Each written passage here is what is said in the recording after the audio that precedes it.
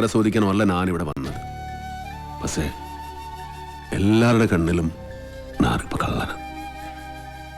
സ്വന്തം മകനെ പോലെ സ്നേഹിച്ച മനസ്സിനെ പറ്റിയ സാധ്യത.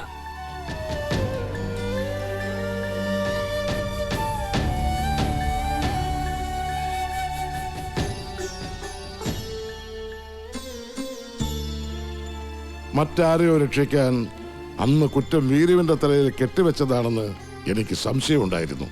പക്ഷേ കുറുപ്പച്ചനോട് ഞാൻ പലയാവർത്തി ചോദിച്ചിട്ടും വീരുവിന്റെ പേര് തന്നെയാണ് അയാൾ പറഞ്ഞത്. പിന്നെ ആ സത്യം അറിയാവുന്നത് മിണ്ടാമയ്യാതെ കിടക്കുന്ന ഉണ്ണിത്താനാണ്. ഇനി ആ സത്യം അറിയണമെങ്കിൽ ഉണ്ണിത്താൻ സംസാരിക്കണം.